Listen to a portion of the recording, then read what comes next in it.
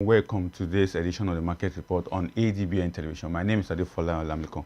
On today's edition of the show, we are taking a dissect, in-depth analysis of procurement environment in Nigeria. It has become one of the leading aspects of bringing about transparency, enhancing business efficiency, and also galvanizing, growth in Nigeria economy. And in recent time, procurement processes has become one of the engine being supported by World Bank and other international collaboration in bringing about transparency, business growth, and ensuring public budgets are well speculated. But on the other broader perspective is that procurement is not just for public service alone. It's also cut across private sector, whereby business managers across the world are also taking advantage of what procurement is all about, especially with the international collaboration coming out to ensure that global procurement process receive international collaboration, such as with World Bank project, which has also been crucial in aligning practices of procurement globally.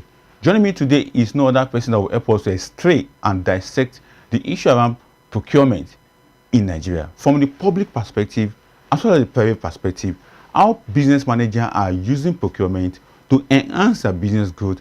On the other hand, how public institutions are also engaging procurement to save cost and also to ensure the revenue of government are well spelled out.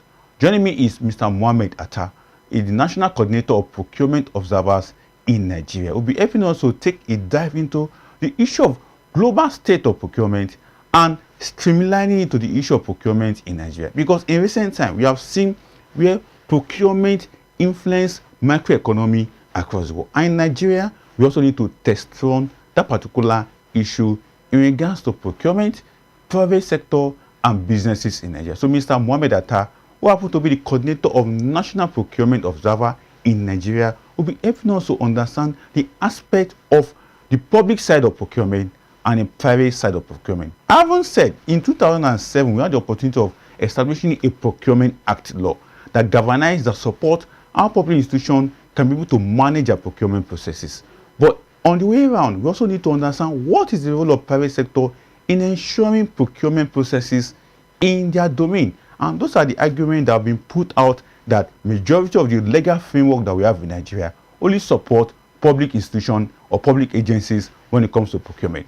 But in recent time, we have seen a development whereby the private sector globally are also engaging in the right best practices of procurement. So Mr. Attah will be joining me shortly so that we can extract this discussion and find the root issues, particularly challenges in Nigerian procurement environment. And now we can also review the public procurement of both the private and the public sector in Nigeria. So we'll be joining me shortly via our virtual experience so that we can engage in this discussion. So Mr. Attah, a very good day to have you on the show.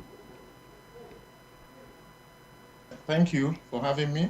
All right, sir. So let's get down to the issue at hand. First and foremost, most Nigerians who are watching right now want to understand what is procurement, or what is procurement all about. So I want you to help us demystify procurement as a process.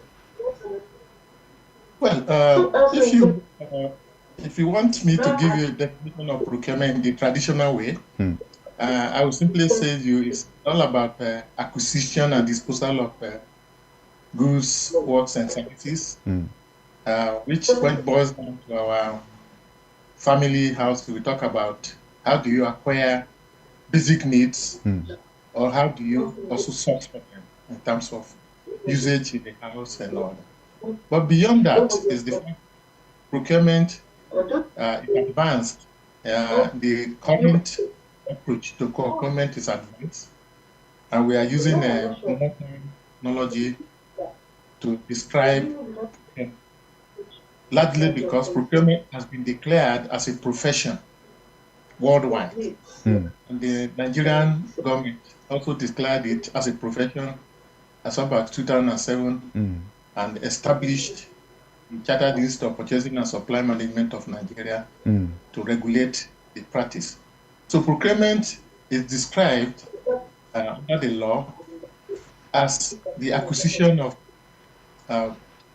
goods, works, and services for the purpose of enhancing the daily activity of governance at a very reasonable cost and the management time, so that we can avert value for money whenever we engage in. That's just a brief summary of procurement that I give. Having said, Mr. Attah, but let's also take a look at what the globally procurement processes in both public and private sector are now recognized as a measure of transparency. You know, when we talk about procurement, what comes to mind first is that it has to be about transparency, it has to be accountability, and also giving cost in terms of reducing costs for revenue. But from your own perspective, can you share your thought on globally recognition of procurement at this point in time? Because the development of it is gaining more recognition, even though far back to 2007 Nigeria has had an act of procurement, but here we are, it is still a globally recognized measures when it comes to spending, cost reduction and revenue impact on budget processes, both in the public sector and private sector. So let's have your thought on that, sir. Yes, I agree with you. Procurement is about transparency, accountability, and delivery. Essentially, that is why it's summarized as engaging in activities that gives value for money for whatever you are putting in. We expect that you have result. As I said earlier on, globally, procurement has become a profession. In essence, a subject that both government, that is the public sector, the private sector, and even the non-profit sector, when you engage in it, you have to do it professionally. You have to follow the rules and regulations that guides its activity.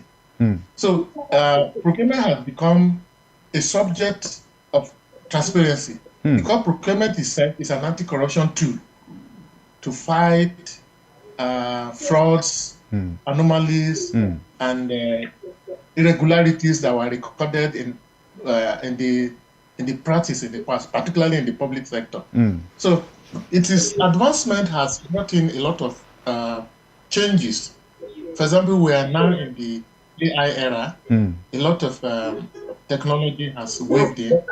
We have to be talking about procuring teaching procurement virtually, procuring some goods and services virtually, even giving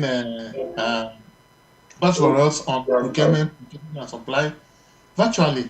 Even the logistic issues, which is a sub aspect of procurement, are also being done virtually now. So it's a global phenomenon that has come to live with us and which has also been with us.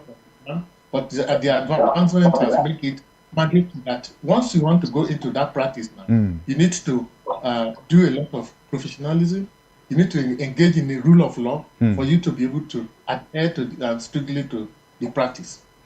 Interesting. But let's get down to the locality of or localization of procurement processes. But first and foremost, what is your assessment of procurement process in Nigeria? Or let's put it this way, your evaluation of public procurement and private sector procurement in Nigeria. Let's have your take on that. Okay, before the enactment of the Public Procurement Act 2007, as well as the Chartered Institute of Purchasing and Supply Management Act 2007, simultaneously at the same time, purchasing and supply management has been in existence for years. Like I said, it's traditionally part of us, especially in your family. We engage in what an average man will call buying and selling. Talk about profits, returns, and all that. But then, the enactment of the laws that are guiding procurement practice in Nigeria, a lot has changed in terms of practicing it now and following due process. Of course, due process was the initial name, which is just an activity on its own. It's actually not a law. But that was when during the Obasanjo era, that was what introduced under the due process. Before the World Bank Country Assessment Report 2000 now recommended that no, the procurement law should be signed into place, should be in place, as well as an institution to guide its practice. Well, so far, 14 years on since the law was signed into law, I can say that we are still practicing. We are still learning. And a lot of gaps is still there that need to be filled.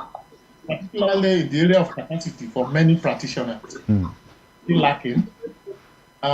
We still have a limited number of people that are certified to practice procurement as a profession within the public sector. And the private sector, I can say, a little bit ahead, because even before the enactment of the law in Nigeria, the private sector, like we have giants or blue chips like a Total,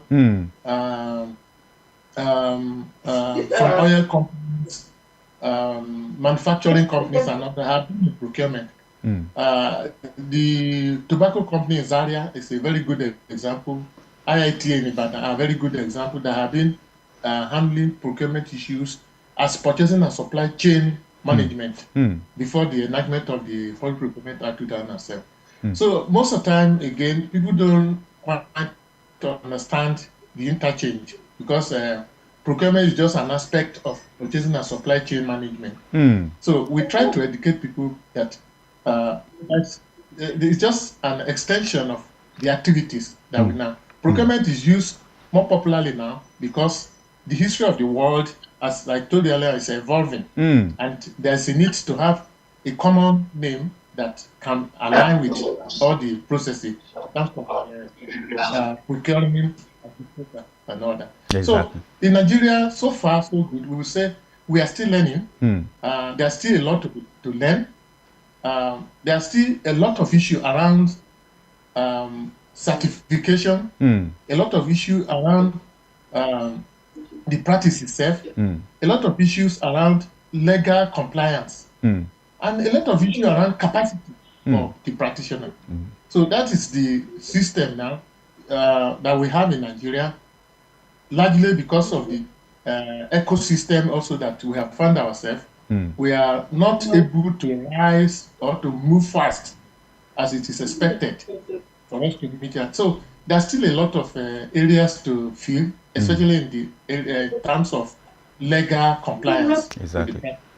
We'll definitely get to the area where we need to identify some of the issues at hand. But let's take a step into the private sector procurement processes. For instance, one of the key questions that will come to mind is that from your own understanding of the procurement process in Nigeria, how are private sector using it to enhance their efficiency? Because as you rightly pointed out earlier, you said the private sector have been ahead of us, the public sector, but people will still want to know how they have been able to use that to enhance efficiency so far in their domain.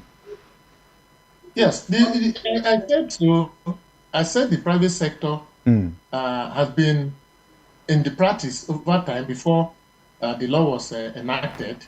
I mean, before the public sector beginning to practice it as a profession, because if you look at some aspect of stores and logistics in terms of transportation, stores and all that, it's largely with the blue chips. Big companies are engaging in all this. It's a daily affair for them. So it is part of their responsibility, part of the activity to engage in purchasing and supply activity over time, which is procurement. And if you take to make a comparison between the public sector and you find out that over a period of time, traditionally, all the companies that in Nigeria, across the world and all that, are engaged in procurement practices in the sense that what their purchases, stores, transportation, and name them, are all very advanced and organized. They are more organized than what we have in the public sector. And that have been there. We are talking about years, almost about 30, 20 years before even the law the Nigerian law was passed. So the private sector, in my opinion, has lived above board and have actually inflected on the system, the public sector, over a period of time. A good example is the fact that you find out that some people that are working even in the public sector today have a background from the private sector. That, for example, I mentioned the tobacco company in Zaria just now. Exactly. There are some of them. Yes, I know some of professionals now that are in the public sector, whether transfer or by appointment or whatever. And what they are applying in the sector today now is as a result of the experience they got from that place. Now, look at the textile company in Kaduna then. Quite a lot of the factory, the firms are also engaged in a lot of transportation issue. They manage their processes without even recourse to the Public Procurement Act or what the law, but they just have what you call provisional guidelines, which they use them, and it works. It is not what the public sector even built upon. NNPC, for example, build upon some of these blue chip experiences that over. Why? Because most of the people that are working with are expatriates that have had a lot of experience over time. Now, I also need to inform you that the public procurement in Nigeria is relatively new because the practice itself it's not even fully understood, fully adopted as it is expected in our. You can look at the law from establishment to interpretation section 60. There are still a lot of issues around it that we need to clearly understand, and they will already the subject is already part of the system. And I mentioned IITA, for example, the other time. When we had an interface with them, we saw what we call a comprehensive, excellent logistic processes in their stores, in their transportation, and every other associates, especially in their own area of purchasing. They also manage stores and all that. So the private sector has had what we call positive impact over time, far more than the public sector has had. The public sector can also be looked up to, can be related with what the non-profit sector also has. I happen to come from the non-profit sector, and my experience in this sector now, it just spanned about 10 years ago. And I think I've been able to touch all the sectors. I have dealt with the public sector. I'm in the non-profit sector, and I've had a lot of interchange with the private sector. So I can say effectively that the private sector had more progressive impact in terms of delivery of public procurement in Nigeria. Exactly. So, now, earlier on you talk about the legal framework. You also talk about the law in Nigeria. In your own understanding, what is really the problem? Because for some people or some practitioners, they see that the law is not even sufficient enough. But from your own understanding, what is wrong with our legal framework? The 2007 Public Procurement Act, what is really the challenge with it? Well, there's nothing wrong with the law. On this point. What is wrong is the people, is the practice. The law is very clear on what it wants us to do. Like I said earlier on, from section 1, part 1, which is establishment, to section 60, interpretation. Every section of that law has defined the activity one day. Though I agree, no law is perfect. And attempts have been made several times by government to amend the law. And in each time, we often come and explain to the government that it is not ideal to amend the law in its current condition, especially when you look at the ecosystem that we're operating. But why don't you put it into practice? Why don't you implement the laws first? So that's some of the problems that we are having now in Nigeria. Implementation. And another implementation, what do we mean? It's interpretation. Many people who are heading, or rather who are in the position of managing this procurement, but cannot even interpret it effectively. And that is bringing a lot of problems to practitioners. Now, you talk about the private sector. This does not exist in the sense that the private sector already has its own rules and regulations that are there. But in the case of the public sector, there are a lot of interest. Okay, one of the biggest problems we have now with our procurement system in Nigeria, which is under the rule of law, is that section 1, part 1, section 1 of the law, which is the starting point, which is establishment, says that there should be a National Council on Public Procurement. 40 years on, we don't have that. And the Bureau of Public Procurement, which is a secretariat to that council, is in operation for 14 years without any regulation, no oversight by council and all that. So they reel out laws, they reel out rules and regulations without monitoring. So these are some of the things I think the law has not been able to, the system has not been able to address, because these are the things. Now, that is one. Two, if we look at the practice itself, there are certain requirements that the law says that should be done. For example, on the area of appointment, the law envisage that whoever will be appointed to head any purchasing and supply chain establishment, a procurement establishment like the VP of Public Procurement, all MDAs where they have a procurement officer, should be professionals, procurement professionals. Now, how do we define procurement professional? It's still also a problem, a legal problem in Nigeria today, which the system is refusing to accept or to amend because of interest. Political, largely, are responsible for some of these things. So these are the gaps that if we don't address them, we continue to have issues. Because these are the legal challenge. These are fundamental. I don't want to talk of some other areas because there are so many of them, but these are fundamental. For example, if you have a law, Part 1, Section 1, the starting point of this is not right. So where are you going? What are you doing? Each day you said that the president has said he has given directive that you should be done. What stops the government in appointing the council? That we can really know if we can put the law into practice effectively. Because the council is linked to almost all part of the law. From Section 1 to 6, like I told you now. If you look at it, the council was mentioned over 54 times. But yeah, the council is not in place. So this is a big lacuna that is with the law. Well, if we are able to solve this, we're able to solve so many other challenges, legal challenges in the system.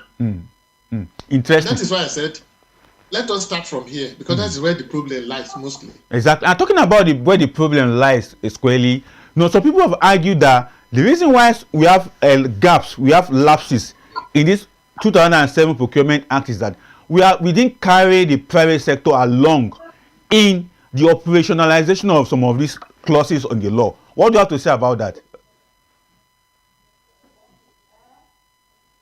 Sorry, I didn't quite get that because it was cracking. Okay, so what I'm pointing out is that there are some analysts that have argued that the current 2007 Procurement Act is having a challenge that it has because it does not carry the private sector along.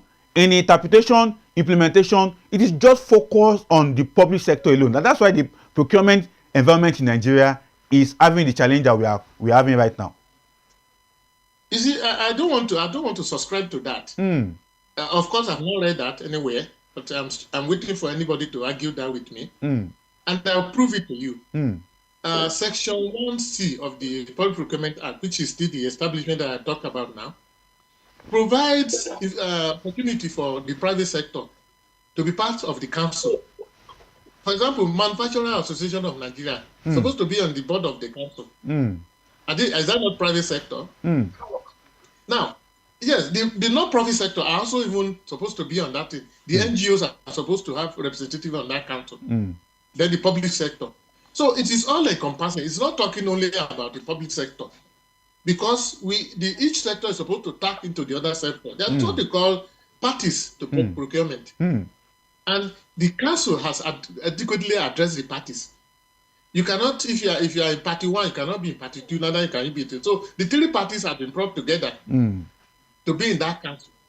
So when you say, or rather when people say, because the law concentrated only on the public sector, of course, every law that had to do with administration of governance and system in Nigeria has to concentrate more on public sector, because you can't be making law and expect maybe Chevron to come and be obeying your law, except of when there's contractual agreement, and which is also captured here under the functions of the BPP.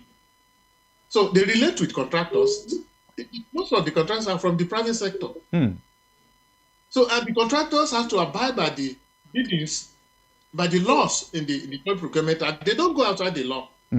So I don't think I was set that argument that the law concentrated only on the public sector. No, how? You can't make a law. Yeah, you are making a law because it will making a law for the private sector as well as make one security. There's a law. The law itself, the Public Procurement Act itself, has identified the area where the private are involved, as well as identified where the public are involved. So there's nothing. I mean, for me, there's nothing ambiguous about that. It's very clear, and I think everybody is carried along. Exactly. You don't have to, except of course. Yes. Go ahead, sir. There's something you want to say. Go ahead, sir. Insisting that a private sector has to be mentioned specifically, which I have already told you in the part 1 under the council, they are already mentioned. Exactly. Now going forward into the discussion, subnational government, we also add many of them, bringing this law, domesticating this law in their domain. Well, what do you have to say about that? Several state governments have domesticated the Procurement Act from their state House of Assembly into what they are doing, either in the public or in the private sector of their state. But what do you have to say about that, sir? Yes, yes, it does. It's in existence. I want to tell you from experience and from the tour of several states that we've had, from interface and I deal with them, I can say conveniently that over 2/3 of the states in Nigeria has plagiarized the National Act, the Public Procurement Act, with just few amendments in every state. Some states are doing well, and I really want to commend them. For example, I've had to interface with the Lagos State Public Procurement Bureau, and I think they did very well. Far back as 6 years ago, they are okay. They started well. Kaduna State Government also did excellent work. And recently, we were in Bayelsa, and I think their procurement system is very effective and sound. Even to some areas, I was even commending that the federal act is not even active as much as they are doing, because they have a procurement board which encompasses all members from every MDAs. So it is difficult for a particular ministry, department, or agency to have the issue of their procurement, which will be addressed really at the board. So the states or local procurement laws, like you said, I did part of the requirement that the World Bank recommended them, that much as we have at the federal level, the public procurement, the states, you also try to demonstrate that for the purpose of separation of powers. I'm sure the federal government cannot put its law into the state and say this is how you should run your procurement. Exactly. Or rather, this is how contracting should be awarded and all that. So that is why it is essential that they should also have their own. What I think we should encourage the states to do is to do regular review, because most of them have had a lot of issue in terms of political interest. You see a place where some state governor is assigned with 30% special interest to award contracts and all that. In their laws, we tell them, no, this is not transparency. Because procurement itself is all about transparency, like we agreed from day one. So these are areas we think the state level can. Then again, we must also admit the fact, even though it's not ideal to say it here, but for the purpose of learning and for the purpose of education for those who say that there are some states who even bypass their law. They just award contract irrespective of what is it, but still using the traditional way of taking a note to someone and say, okay, please give this contract to so. So we move around, we see them, they call us at times for advices, for training and all that. So this is what I think is happening. I can also tell you that some of them are doing wonderfully well. Like you see, I just called some fees that have had the opportunity. Very interesting. Doc, are you still there? Yes. All right. So, most things that many Nigerians will also be looking at is, are you with me? Yes, go on, please. All right. So, most things that many of the viewers will want to hear right now is that how significant is procurement to ensuring a better budget process for Nigeria? I mean, the gains of having the best practices when it comes to procurement. What are the significance to the budget process in Nigeria? The significance of procurement in the budget process is that they interwove. You cannot run a procurement process without budgeting. Budgeting is all about initiation. When you initiate a project, you must also budget for it. So essentially, when you are running a procurement project, let's say project now, you should also know that it has to go with budget. And that is why, again, budget has become an essential aspect of procurement practice. In every training that we encounter, we always ensure that budgeting is part of it. We always ensure that we discuss budget as a practical aspect of procurement management. Why? Because budget itself is not in isolation of procurement practice, neither in procurement, information and share. If you have a project that you want to execute, when you are planning the project, you're also planning the budgeting. Of course, you also have known that the annual scale law by the federal government or under the Finance Act and all that, it takes into consideration the procurement processes. Vis-a-vis what procurement also does, it takes into consideration the annual fiscal financial act. So budget is an essential part of procurement. Procurement is an essential part of budgeting. So there's no way you can run an effective procurement system in Nigeria without budgeting practice. Exactly. Now, as we begin to round up right now, it's also very important that we begin to suggest solutions to some of the identified problems, particularly from the legal perspective, the political economy perspective of what procurement is at the public sector level, and how we can encourage the private sector to continue in the good work they have started. So, what are your advice to the government, to all the industry players, and to people like you who have I've known you for quite a decade now, talking about procurement in Nigeria. So what are your advice to everybody on the table of procurement in Nigeria? The government, the private sector, the non-profit sector, and individuals like you. Thank you very much. Yeah, my advice, I think, to all, before I separate them again, is that we should all see procurement as a profession. Before 2007, everybody practice it as they like, without any recourse to any reference to any particular document and all that. So that's a general advice. Then specifically, I want to advise the government that if any government truly wants to run a system effectively without any rancor and all that, it should try as much as possible. In fact, it is mandatory that they should establish the National Council of Public Procurement, because it is a tool to fight corruption. Procurement, especially the Bureau of Public Procurement, is an anti-corruption body. It's supposed to be a standalone, independent agency of government that should audit the procurement processes of all the MDAs.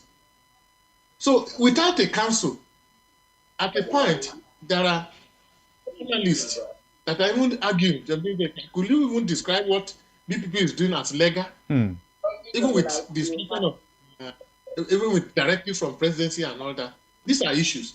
So the government has to, first and foremost, go ahead and inaugurate so that rule of law can effectively correct the anomalies in the public procurement practice in Nigeria. That's on the side of the government.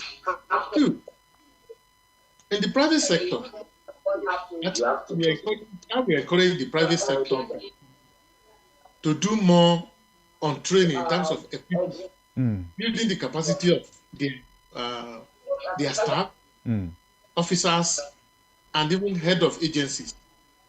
Because that's one area we discovered that the private sector seems to be lacking.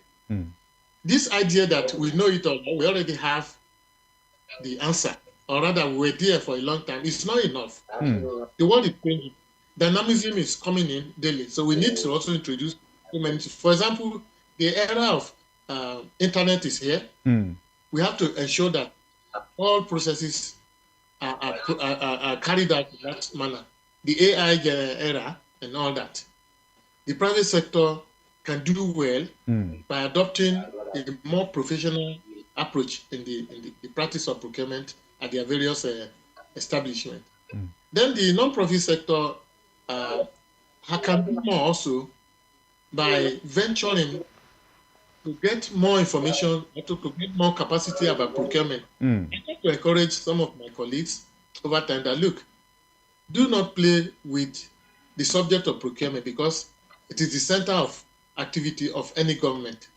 Of course, research also identified that 70% of total corruption in the system is attributable to procurement. So I encourage my colleagues to take it more serious, do a lot of research, and even study in procurement. So that the more the merrier. We need a lot of people here to get to be able to review the procurement processes in Nigeria. For example, we have over 400 MDAs who carry out observation and monitoring of their bids, of their projects, of their contracts and all that. So we need more civil society,